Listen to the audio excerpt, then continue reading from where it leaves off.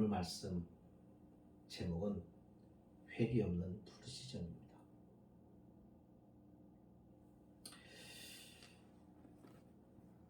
본문의 말씀이 이스라엘 백성들이 이스라엘 자손이 또 여호와의 목전에 악을 행하였다라는 말로 시작이 합니다. 또 같은 행위가 근데 그 행위가 악한 행위였고 그것이 죄였던 것들이 또 자행되었다 하는 말이죠. 여러분, 우리가 신앙생활할 때 자주 경험하는 것입니다. 또 잘못한 것을 회개해놓고 또 잘못하고 또 회개해놓고 또 잘못하고 그러다 보니까는 회개하려고 하니까는 하나님께 미안하기도 하고 하나님이 마치 야 맨날 잘못했다고 해놓고 너 또 죄짓고 왔냐 그럴 것 같아서 이제는 하나님을 슬슬 피합니다. 그러다 보니까 하나님과 또 멀어집니다. 이와 같은 일들이 우리의 믿음 생활에 계속 일어나는 일들이죠. 구약 성경에 있는 이 이야기들, 이거는 지어낸 말이 아니라 이거는 실제로 역사 속에서 벌어졌던 일들입니다. 하나님의 말씀은 신화가 아닙니다.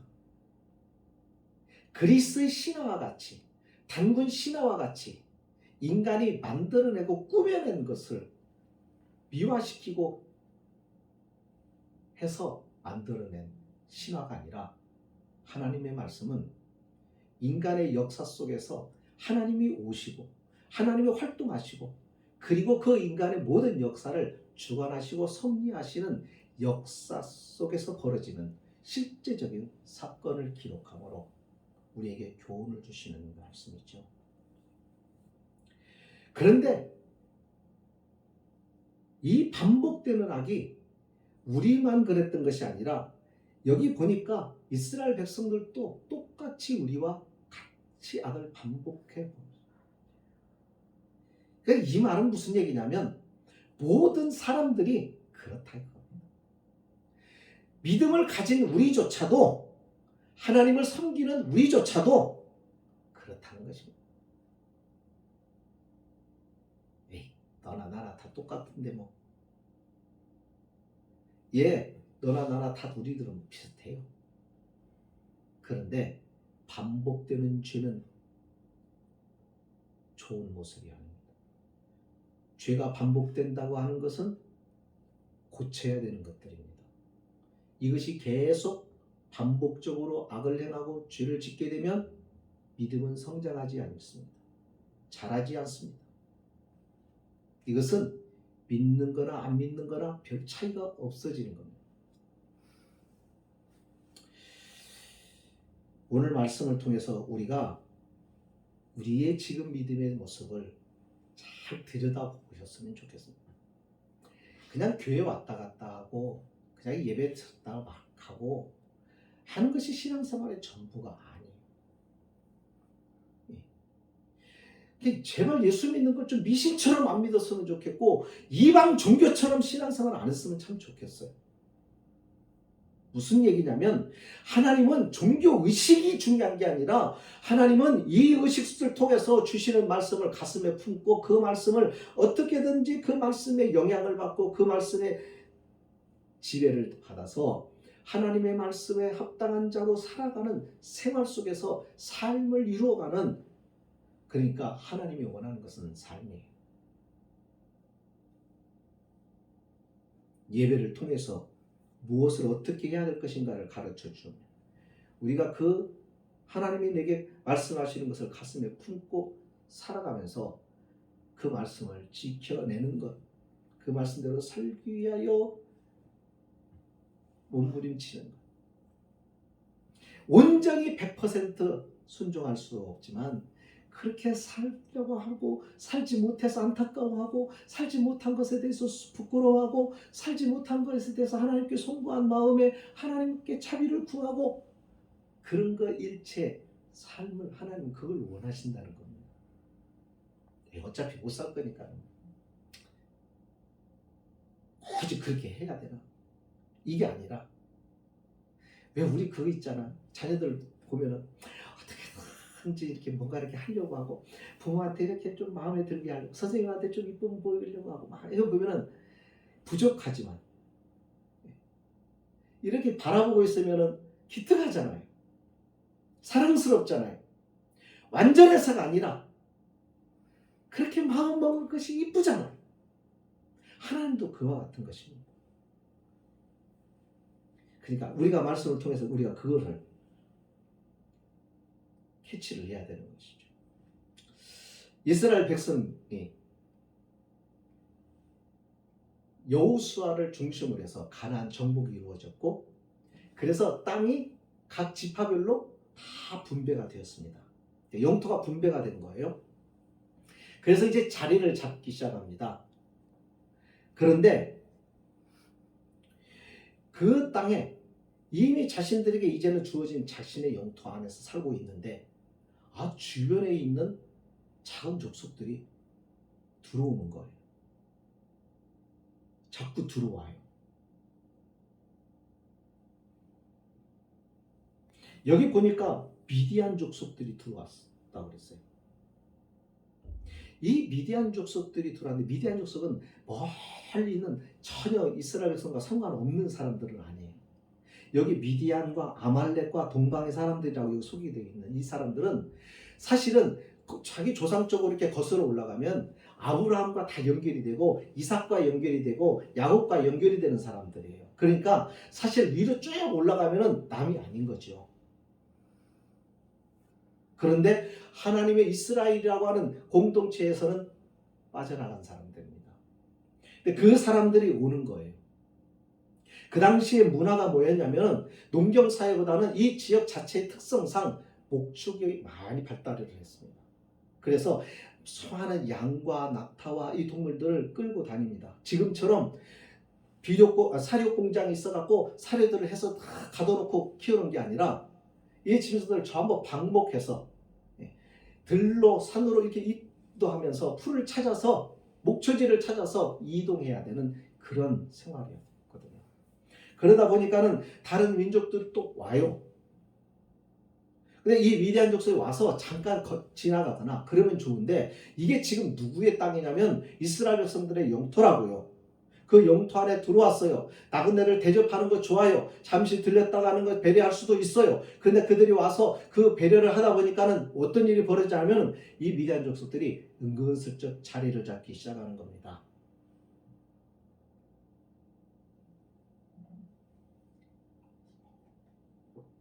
그러면 어떻게 해야 되죠? 경계심을 가져야 되고 그들을 그 영토에서 내보내야 되죠. 그렇지 않고 내버려 두면 어떤 일이 벌어지는 거예요. 그들이 차지합니다. 진을 치고 장막을 치고 그들의 많은 동물들을 들어와서 아예 거기서 살기로 작정을 하기 시작합니다. 그러다 보니까는 그들이 전부 이 양들 또 낙타들 이 짐승들이 전 목초지를 차지해버리기 시작하고 그러다 보니까 이스라엘 백성들이 자신의 양들을 먹일 목초지가 없어지는 것 뿐만이 아닙니다. 그렇게 오더니 계속 이제는 양식도 그들의 세력이 커지면서 점점 이스라엘 백성들에게 힘을 가해서 압력을 가하기 시작하면서 탈취하기 시작합니다. 뺏어가기 시작해요. 이와 같은 일이 계속 반복이 돼요. 자, 그러면 최소한 어떤 일이 벌어져야 돼요? 쫓아내야죠. 쫓아내기 위해서 싸워야죠. 그죠? 그런데 이스라엘 백성들이 선택은 뭐였냐면 슬슬 그들을 피해갔습니다. 피하고 그들을 또 피해서 그들로부터 탈취하지 않고 그들로부터 그들의 괴로움으로부터 벗어나기 위해서 어디로 올라가냐면 산지로 갑니다. 그래서 거기다가 웅덩이를 파고 토굴을 파고 그리고 거기에 자신들의 산성을 만들어.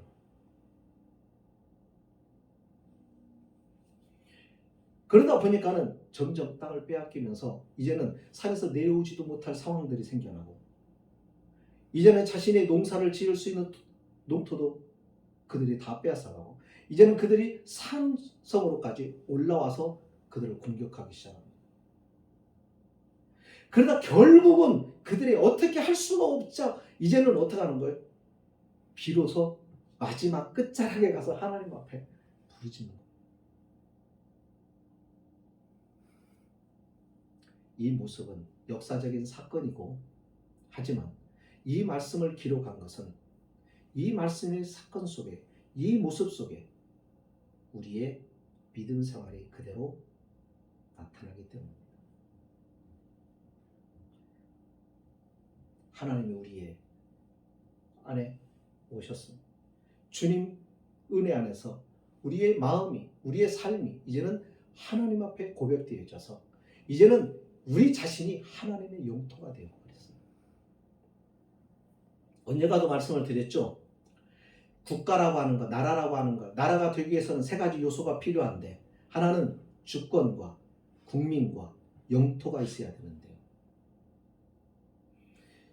그 영토를 내어줘 버리는 거죠. 빼앗기는 겁니다. 같은 사람들이 앉아 있어도 어떤 사람에게는 하나님의 나라가 임하고 어떤 사람에게는 하나님의 나라가 임하지 않아요. 그래서 예수님께서 그랬어요. 천국은 여기 있다 저기 있다 장소적으로 말하는 것이 아니다. 천국이 너희 안에 있다. 이 말은 하나님의 법, 다시 말하면 하나님이 통치하는 하나님의 법, 하나님의 말씀이 통치하는 하나님의 법이 그 법의 영향이 받는 자리에까지가 하나님의 영토란 말이에요. 내가 하나님의 말씀의 법을 따라가고 그 말씀의 법에 영향을 받고 그 말씀에 맞추어서 살아간다고 한다면 그렇다고 한다면 그 사람의 하나님의 나라가 그 가운데 그의 심령에 임한 겁니다. 그래서 하나님의 방법으로 살아가는 거예요.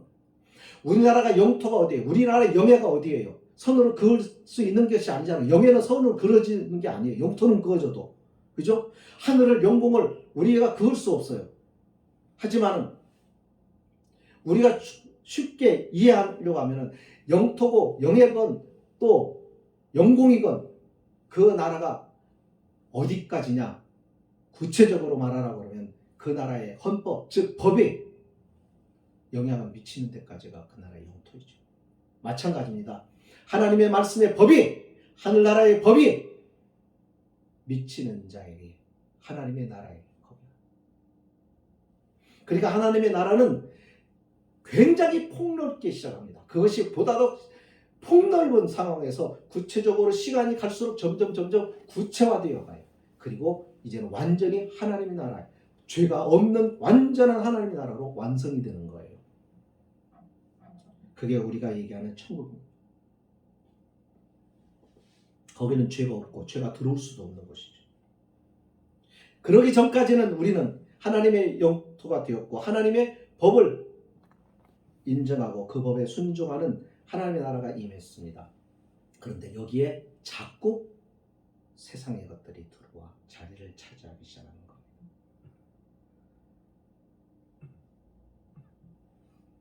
이렇게 안에 와서 자꾸 우리의 믿음을 갉아먹는 겁니다.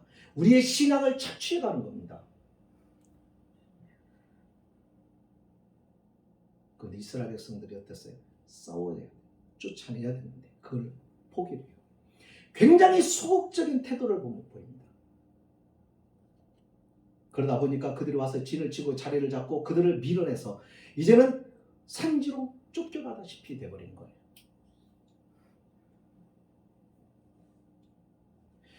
여러분 그들을 피한다고 해서 그들의 괴롭힘을 당하지 않는 게 아니에요. 그들은 더 괴롭힘을 하고 여러분 학교 폭력을 보면 알 수 있어요. 처음에 가해자 학생들이 계속 다른 학생의 피해자에게 푸시를 가하고 압력을 행사하고 그를 공격할 때 속이 대응을 잘해야 되는 것이죠. 분명하고 확실한 태도를 보여야 돼요. 그렇게 하지 못하도록 해야 되는 거예요. 그것을 허용하고 그러다 보면 이제는 감당을 못하는 거예요. 내 힘으로 감당을 못해서 이제는 어떻게 하는 거예요? 딱 한 가지 선택밖에 없는 거죠. 이 괴로움에서부터 어떻게 하면 벗어날까? 탈피의 방법이 자신을 포기하는 거예요. 이스라엘 백성도 그렇게 가버린 거예요. 그러다 보니까 마지막 결국 그들에게는 마지막 그래도 뭐가 있습니까? 하나님에 대한 그리움, 하나님에 대한 생각이 있어서 하나님을 찾아 부르짖게 되었다는 것입니다. 그런데 문제가 있습니다. 그들은 하나님을 알기만 했지 하나님을 사랑하지 않았어요. 하나님을 사랑하지 않고 그분의 힘만 이용하고 싶었던 거예요. 오늘 우리가 믿음 생활하면서 어려운 일을 만나고 힘든 상황에 처하고 그러면 사람의 방법을 다 동원해봅니다. 할 수 있는 모든 방법 수단 다 동원해봅니다. 그래서 인간적으로 어떻게든 해결해 보려고 하다가 결국 안 되면 하나님 앞에 도와달라고 그때서야 하나님을 찾아요.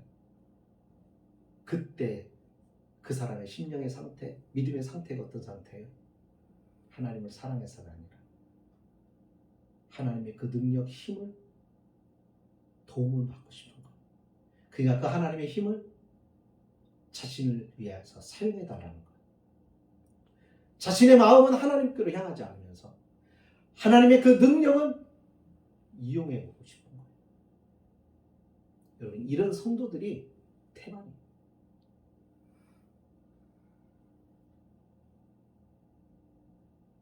이게 신앙일까요?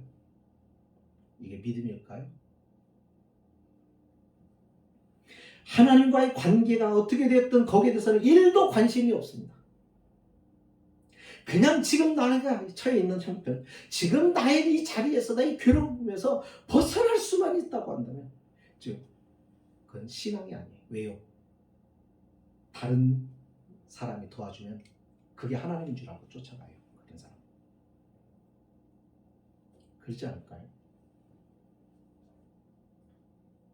그래서 하나님이 취한 행동을 보세요. 하나님이 이들을 어떻게 다스리시고 어떻게 다루시는가를 보세요. 이들은 하나님께 부르짖었어요. 자기를 괴롭히는 미디안 족속으로 인해서 그들이 나중에는 하나님께 부르짖었어요. 그때 하나님께서 어떻게 하십니까? 도와주세요? 도와주세요. 근데 어떻게 도와주세요? 도와주시기 전에 먼저 도와주시려면 여러분 선지자를 보내야 될까요? 사사를 보내야 될까요? 사사를 보내야죠. 사사를 통해서 문제를 해결했잖아요. 사사를 통하여 구원했잖아요. 근데 여기 본문에 보면은 사사를 보내신 게 아니라 누구를 보내서 한 선지자를 보냈다고 그랬어요. 선지자는 뭐 하는 사람이에요? 그들을 어려움 속에서 건져내는 사람이 아니라 선지자는 하나님의 말씀을 전하는 사람이에요. 그러니까 하나님은 이 선지자를 통해서 이스라엘 백성들이 뭐라는 거예요? 너희가 왜 이와 같은 환경에 처해 있는지, 지금 너희가 어떤 모습으로 지금 전락해 있는지 그것을 보라는 것이에요. 그것을 보여주고 그것을 깨닫게 하기 위해서 말씀을 들은 선지자를 그들에게 먼저 보내주는 겁니다. 예, 중요한 것이 그겁니다. 지금 이 상황에서 어떻게 하면 내가 벗어날 수 있을까? 이 위기를 어떻게 벗어날 수 있을까? 이것 한 가지만 생각하지 말라는 거예요. 그것이 아니라, 그게 중요한 게 아니라 그것이 어떻게 해서 원인이 어디서부터 시작이 되었는지 그걸 제대로 파악하라는 겁니다. 그걸 알아야 똑같은 문제가 재발하지 않는 겁니다. 똑같은 문제가 재발하지 않도록, 다시 이 문제가 생기지 않도록 근본적인 해결책은 어디서부터 무엇이 잘못되어 있는가를 찾아서 그 문제부터 해결해 가야 다시는 똑같은 일이 반복되지 않는다는 것이죠. 그래서 하나님께서는 먼저 선지자를 보내십니다. 우리가 그것을 기억해야 합니다. 우리도 마찬가지입니다. 어려운 상황에서 당장 그 위기에서 벗어나고 싶은 거예요. 당장 거기서부터 살고 싶은 거예요. 그러다 보면요, 하나님이 아닌 다른 것이 와서, 마귀가 와서 손을 잡고 유혹을 할 때 덥석 잡아버려요.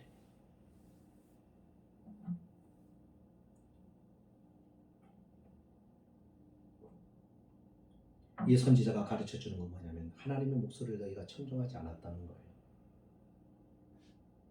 다시 말하면 너희는 이스라엘이지 않냐. 이스라엘이라고 이름이 뭐예요? 하나님과 겨루어 이겼다고 하는 것이잖아요. 이 말은 너희가 하나님 앞에 매달리고 하나님 앞에 강력하게 하나님 앞에 찾고 하나님을 절대적으로 의지하고 그러면 하나님 너한테 칠 수밖에 없고 쳐줄 수밖에 없고 사랑스러운 너희다 이거. 그것이 너의 정체성이다 이거. 근데 그 정체성을 너희가 잃어버려. 너희는 하나님의 인도하심, 그분의 말씀에 따라 살아가야 할 그런 존재 아니냐 이거죠.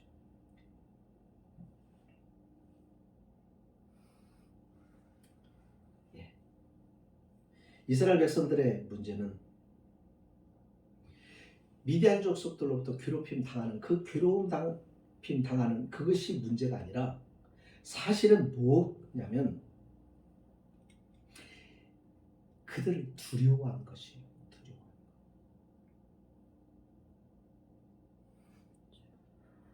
그들을 괴롭게 하는 것을 두려워했어요.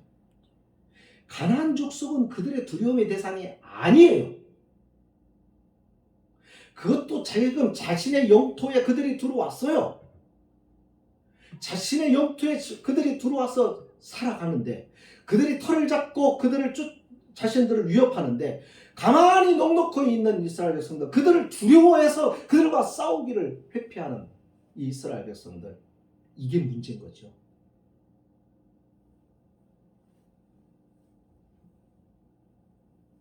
싸우면 이길 수 있는데 그것을 어디서 봤어요? 가나안 정복에서 배웠잖아요. 거기서 체험했잖아요. 우리가 신앙생활 하면서 가만히 뒤돌아보세요. 우리의 힘으로 위기를 벗어났는가? 우리의 힘으로 죽음의 위기를 모면했는가? 지금까지 수많은 여러 가지 어려움들이 있어 왔는데 그 어려움 속에서 정말 내가 힘쓰고 내가 방법을 찾아서 문제 해결해 왔는가? 아니면 은혜로 지금까지 왔는가? 잘 생각해 보시라고. 은혜로 살아왔어요. 저도 가만히 돌이켜보니까 죽을 고비를 하여튼 몇 번을 넘겼어요. 근데 그때마다 내 힘으로 넘겼던 게 아니에요. 하나님의 은혜였어요. 하나님을 모르는 사람은 우연이라고 말할 거예요. 그러나 우연은 없어요. 하나님의 개입이 있었던 거예요. 그들은 그 가나안 족속들과 두려워할 필요가 없는데 그들은 두려웠어요. 여러분, 우리 그리스도인에게서 두려움은 죄입니다. 왠 줄 아세요? 왜 두려움이 오는 거예요? 하나님을 떠났기 때문에. 내가 인생을 살아가면서 어떤 일이 닥쳐올 때, 나를 위협하는 일, 나를 힘들게 하는 일, 이런 게 다가올 때 두려워하는 마음은 왜 생겼냐면 하나님을 내가 믿음으로서 떠나면 두려워요. 죽음이 다가오죠. 두려움이 와요. 그러나 하나님 앞에 담대히 서 있고 그를 온전히 신뢰하면 죽음이 두렵지 않게 됩니다. 그들이 미디안 족속을 두려워했던 것은, 그리고 아말렉 족속과 그 주변에 있는 동방의 사람들을 자기 영토에 들어왔는데 싸우지 못하고 두려워서 그들이 산지로 피했던 것은, 그 두려움은 바로 하나님과 거리가 멀어졌기 때문에. 믿음으로 살지 않으면 시험이 올 때 그 시험이 두려움이 되어버립니다. 오늘날 성도들 가운데 겁쟁이들이 참 많아요. 사람들의 비난을 굉장히 두려워해요. 하나님의 심판보다도, 하나님의 말씀보다도, 하나님보다도 세상 사람들의 시선이 두려워요. 그렇게 갖고는 신앙생활 못합니다. 신앙생활은 유들유들하는 게 아니에요. 우리가 사람 앞에서 배려하고 이해하고 이런 거 필요합니다. 그러나 단호할 때는 분명하고 확실하게 말할 수 있어야 되고, 진리를 거역하고 대들 때는 생명 걸고 싸워야 하는 게 믿음 생활이고 믿는 자의 모습입니다. 아무렇게나 허허호호 이게 아니에요. 사사로운 것 이런 것들은 양보하고 베풀고 살아가야 되겠죠. 그것도 어떻게 해야 가능한 줄 아세요? 주님과 가까워져야 마음이 넉넉해지는 거예요. 주님과 멀어져 있으면 마음이 넉넉해지지 못해요. 인색해져요. 왜? 하나님의 부유함에서 내가 떠나 있으니까. 내가 있는 자원, 하나님이 주시는 게 없으니까. 그러니까 지금 내가 있는 자원 가지고 이걸 버텨야 되고 살아가야 되는데 이걸 뺏으려고 그래? 누가? 안 뺏기려고 그러죠. 네, 이게 그렇게 되는 겁니다. 그러니까 여러분, 두려움이 온다는 건, 내가 두려움을 느낀다는 건, 두려움을 느낄 때 나는 하나님과 거리가, 관계가 얼마나 멀어져 있는가, 이걸 생각해 보시오. 우리는 이스라엘 백성은 맞서 싸우지 않고 두려워서 산지로 들어갔어요. 여러분, 이건 하나님의 백성의 모습이 아니다는 거예요. 가나안 땅을 정복한 정복자의 모습이 아니에요. 여러분, 우리는 사망의 권세를 정복한 사람들입니다. 그죠?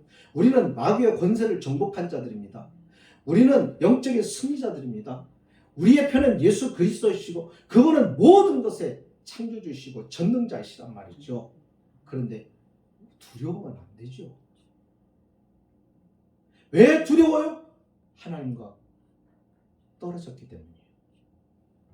말씀을 정리합니다. 믿음을 가진 우리 성도들에게만 죄가 되는 것이 있습니다. 그게 뭐예요? 두려워하는 것. 있는 자에게만 죄가 되는 것. 두려워하는 것. 가난이 두려우면 안 됩니다.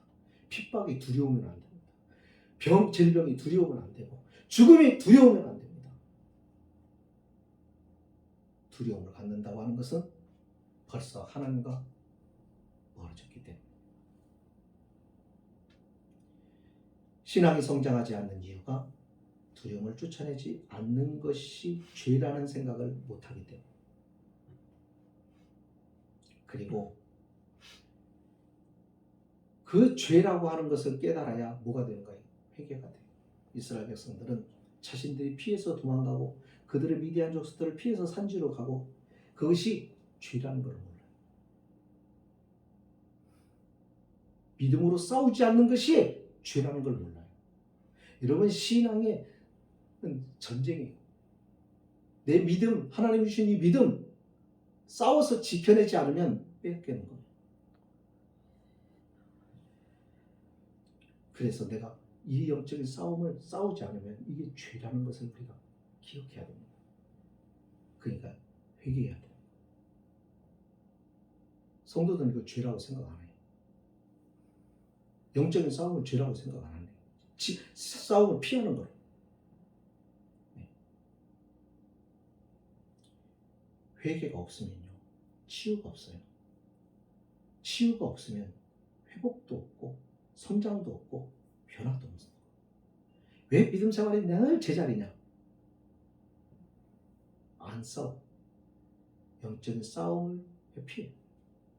마귀가 들어오는데도, 악한 풍습이 내 안에 들어오고 습관이 들어오는데도 싸우질 않아. 그러면서도 그것이 죄인 줄을 몰라. 그러다 보니까 회개가 없어. 그러니까 영적으로 자꾸 침체되는 거야. 죽어가는 겁니다. 그러니까 이제는 세상 앞에 싸울 기력도 없어지고 모든 걸 내려놓고 살아버립니다. 그러니까 세상에 그냥 흡수가 되어버린 거예요. 오늘 이 말씀을 듣고 우리는 생각했으면 좋겠습니다. 그리고 오늘 예배에 참석한 여러분들 모든 믿음으로 두려움을 싸워 이길 수 있는 성도가 될 수 있기를 주님의 이름으로 축복합니다. 기도하십니다.